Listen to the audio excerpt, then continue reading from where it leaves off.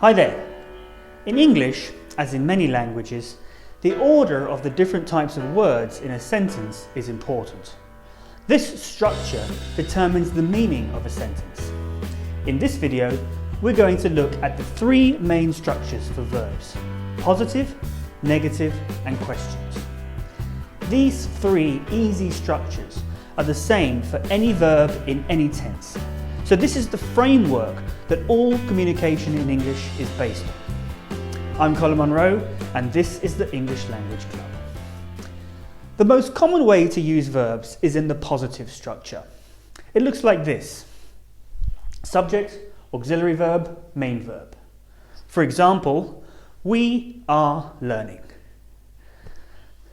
Most of the time in English, the main verb, which tells us the action of the sentence, is preceded by another verb called an auxiliary verb.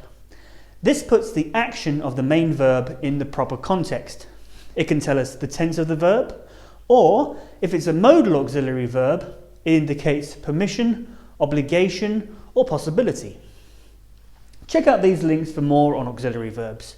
But for now, in this video, we're going to focus on the structures. So, in positive statements, all auxiliaries come directly before the main verb. Here are some more examples of the positive structure with an auxiliary verb. She has helped people. We are walking together. They had planned the project. You have taken over the office. The house was built in 1952. I've been to Africa. The subject tells us who performs the action of the main verb. The auxiliary verb, sometimes called a helping verb, puts the action in the proper time and context. It isn't the action of the sentence though, so its regular meaning doesn't apply, it's just there for grammatical purposes. The action is defined by the main verb. So we use auxiliaries a lot in English. To make them quicker and easier to say, we often use contracted forms. This means that we kind of merge the subject pronoun and the auxiliary verb into one word. So we are learning becomes we're learning. She has helped people becomes she's helped people.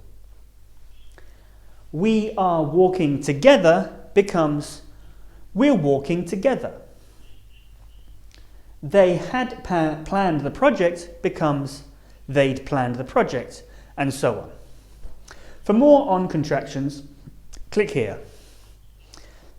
Now, simple tenses, present simple and past simple, are a little bit different because in these tenses, when they're positive, the auxiliary is not really needed. But the structure is the same, we can just skip the auxiliary, do or did. For example, I eat breakfast. She helped me. They had meatballs. It tickles. We sent them. It goes well. So with these, because there's no auxiliary, we can't use a contraction. But you can see how the basic structure is the same for every verb and every tense. The second main structure that we're going to look at is the negative structure. The structure is almost exactly the same as the positive, but we use the word not before the main verb to make it negative. So, let's make those original examples negative. We are not learning. She has not helped people. We are not walking together, and so on.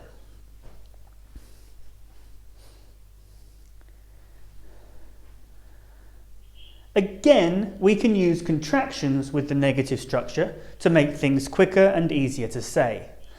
So, we are not learning becomes we aren't learning. She has not helped people becomes she hasn't helped people. We are not walking together becomes we aren't walking together. They had not planned the project becomes they hadn't planned the project.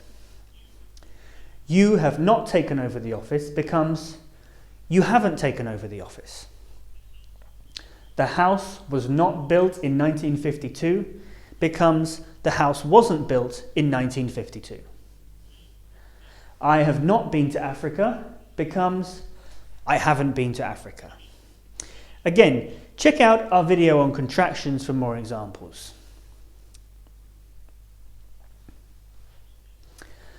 So with the positive structure, we talked about how with the simple tenses we don't need the auxiliary verb.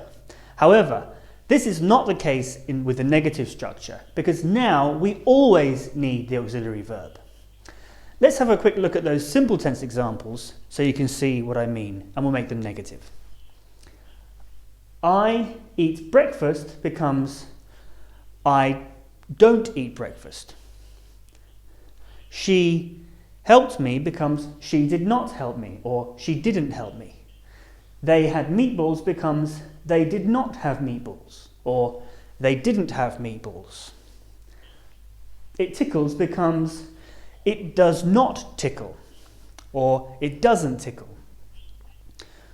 We sent them becomes we did not send them, or we didn't send them.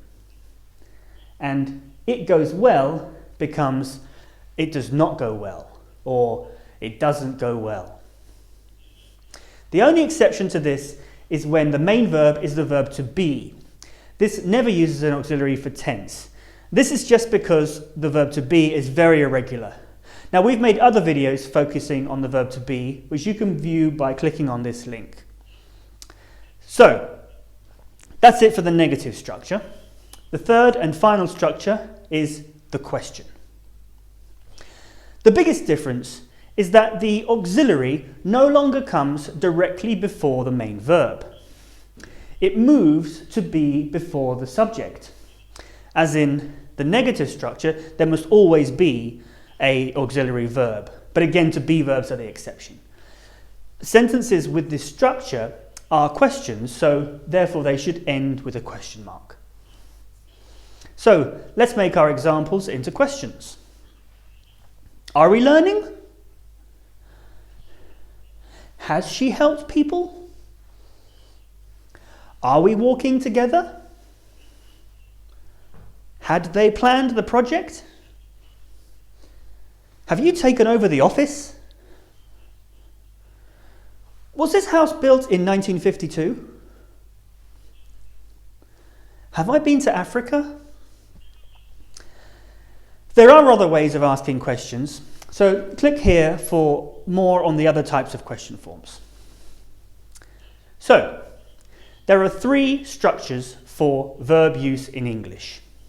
Positive, saying that something happens. This starts with the subject.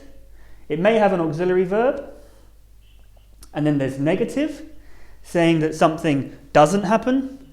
Again, the subject comes first, then there must be an auxiliary verb, and then the word not. And sometimes this can be contracted. And then finally, the question form, which we use to ask whether something happens. In this structure, the auxiliary always comes first, and again, there must be an auxiliary. For example, we have finished. We have not finished. Have we finished? So, the verb, the subject, and any auxiliaries can change based on how and when the action of the verb happens. But no matter what tense the verb uses, the order will fit one of these structures. So remembering these three simple patterns will help you to speak English with confidence. So, thank you for watching, and I hope you found it useful. Check out the video description for links to our website, where you can find free and premium material related to this video. You can also find us on Twitter, Facebook and Skype. If you have any questions or comments, or would like to arrange an online class, please get in touch.